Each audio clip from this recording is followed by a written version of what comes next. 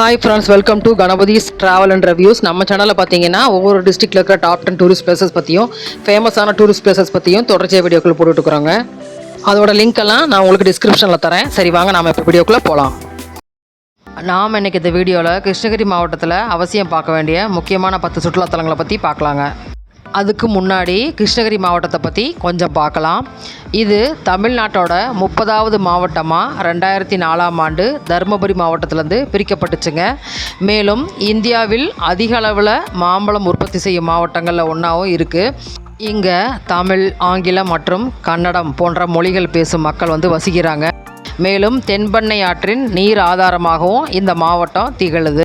பசுமையான பள்ளத்தாக்குகள், மலைகள், குன்றுகள் போன்ற இயற்கை வளங்கள் நிறைஞ்சதாகவும் வரலாற்று சிறப்புமிக்க கோட்டைகள், பாறை ஓவியங்கள் நிறைந்ததாகவும் உள்ள இந்த கிருஷ்ணகிரி மாவட்டத்தில் உள்ள முக்கியமான சுற்றுலாத்தலங்கள் என்னென்னு பார்க்கலாமா? அரசு அருங்காட்சியகம். கிருஷ்ணகிரியிலேருந்து காந்தி ரோடு, அப்சரா தேட்டர் பக்கத்தில் இந்த அரசு அருங்காட்சியகம் அமைஞ்சிருக்கு. மாவட்ட அருங்காட்சியகங்களில் 12வதாக 1993ஆம் ஆண்டு இந்த அருங்காட்சியகம் தொடங்கப்பட்டுச்சுங்க. இந்த மாவட்டத்தோட பல்வேறு பகுதிகளிலிருந்து கொண்டு வந்து வைக்கப்பட்டிருக்கிற நடுக்கற்கள் இந்த அருங்காட்சியகத்தோட முக்கிய காட்சி பொருளாக இருக்குது.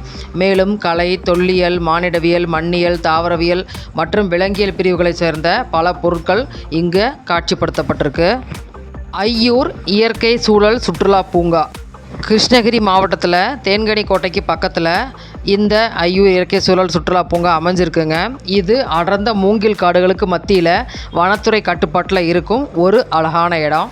இங்கே மூங்கில் குடில்கள், பாரம்பரிய குடில்கள், சிறுவர் விளையாட்டு மைதானம் மற்றும் கண்காட்சி கோபுரம் போன்றவை இருக்குது.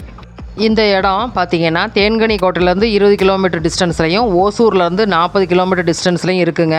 இங்கே இருக்கிற முக்கியமான அம்சம் என்னன்னு பார்த்தீங்கன்னா, அல்லல் மற்றும் நக்கி போன்ற மரங்கள் இங்கே கூட்டு தொகுப்பாக இந்த காடு ஃபுல்லாக பறந்து விரிந்து காணப்படுதுங்க. அதனால் அவை ஒன்றோடொன்று பின்னி பிணைஞ்சு மேற்கூரை போல் இருக்கிறதுனாலையும் சூரிய ஒளி புகாமல் தடுக்கப்பட்டு ஆண்டு முழுவதும் இந்த இடம் பார்த்திங்கன்னா குளிர்ச்சியாகவே இருக்கும். ஒரு ஒன் டே ட்ரிப்புக்கு ஏற்ற பிளேஸாகவும், மேலும் பார்த்திங்கன்னா ஃபாரஸ்ட் கெஸ்ட் ஹவுஸ் கூட இருக்குங்க. கெஸ்ட் ஹவுஸில் போயும் ஸ்டே பண்ணுறதுக்கு பர்மிஷன் வாங்கிட்டு நம்ம போகலாங்க. அதுக்கு நம்பரும் கொடுத்துருக்கேன். தளி ஏரி மற்றும் பூங்கா. இந்த தளி ஏரி மற்றும் பூங்காவானது ஓசூர்லேருந்து 25 கிலோமீட்டர் டிஸ்டன்ஸ்லையும் கிருஷ்ணகிரியிலேருந்து 75 கிலோமீட்டர் டிஸ்டன்ஸ்லையும் இருக்குங்க.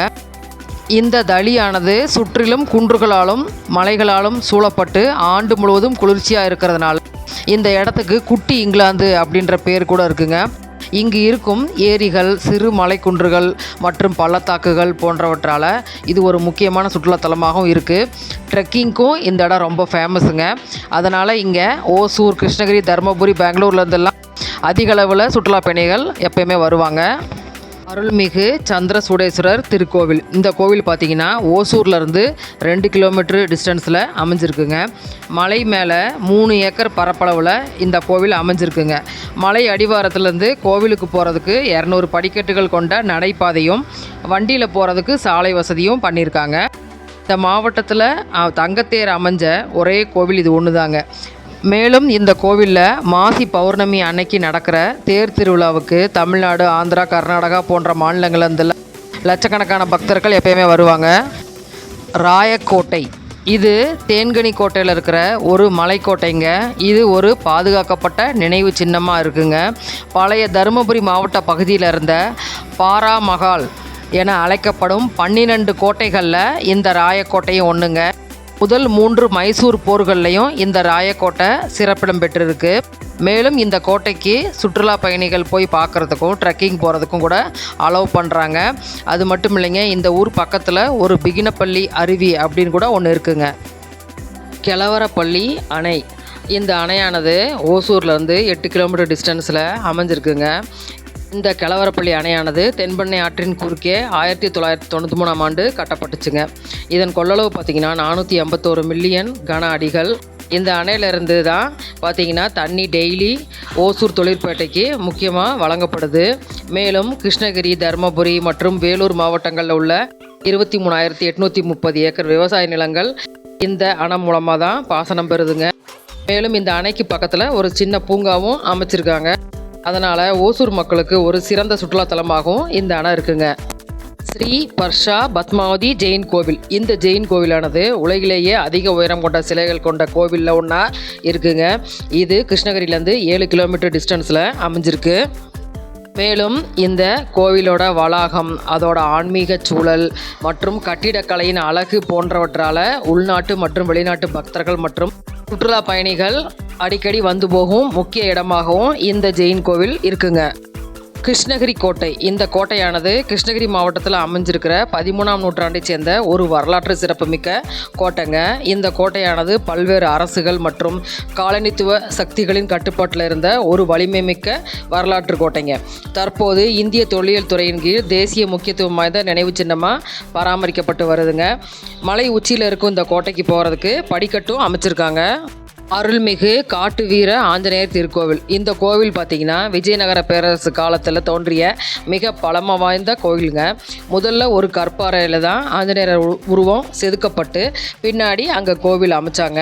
இந்த கோவிலை சுற்றிலும் அக்காலத்தில் காடாக இருந்துச்சுங்க. அதனால் இது காட்டு வீர ஆஞ்சநேயர் கோவில் அப்படின்னு அழைக்கப்பட்டுச்சு. ஆஞ்சநேயருக்கு பக்கத்தில் யோக நரசிம்மர், லட்சுமி தாயார் சன்னதிகளும் அமைச்சிருக்காங்க. மேலும் இந்த கோவிலில் பார்த்திங்கன்னா 2 அதிசயங்கள் இருக்குங்க. ஒன்று பார்த்திங்கன்னா வளரும் நந்தி. கோவில் மூலஸ்தானத்துலேருந்து இடது பக்கம் கோவிலுக்கு வெளி பக்கத்தில் பாறையில் இந்த நந்தி இருக்குங்க.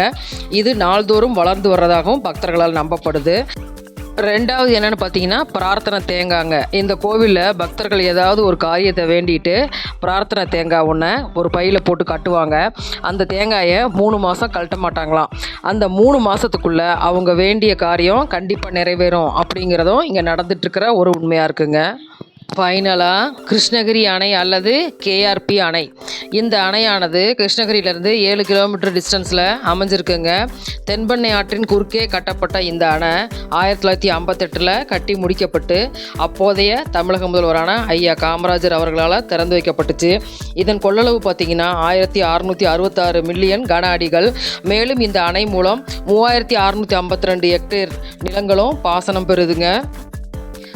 இந்த அணை பகுதியில் அழகிய பூங்கா ஒன்றும் அமைச்சிருக்காங்க. அணையின் வலது பக்கம் 45 ஏக்கர் மற்றும் இடது பக்கம் 15 ஏக்கர் அப்படின்னு மொத்தம் 60 ஏக்கர் பரப்பளவில் இந்த பூங்கா அமைஞ்சிருக்குங்க. இந்த பூங்காவில் சிறுவர்களுக்கான விளையாட்டு சாதனங்கள், புல்வெளிகள், நீரூற்றுகள் போன்றவையும் இருக்குது. அதனால் ஃபேமிலியோடு போய் டைம் ஸ்பெண்ட் பண்ண ஏற்ற இடமாவும் இருக்குங்க. மேலும் இங்கே ஒரு மான் பண்ணையும் பராமரிக்கப்பட்டு வருது. அதனாலையும் இந்த அணைக்கு நிறைய சுற்றுலா பயணிகள் வர்றாங்க. இந்த வீடியோ உங்களுக்கு யூஸ்ஃபுல்லாக இருந்திருக்கும், பிடிச்சிருக்கும் அப்படின்னு நம்புகிறேன். மற்றும் ஒரு இன்ட்ரெஸ்டிங்கான வீடியோவோடு உங்களை மீட் பண்ணுறேன். தேங்க்ஸ் ஃபார் வாட்சிங்.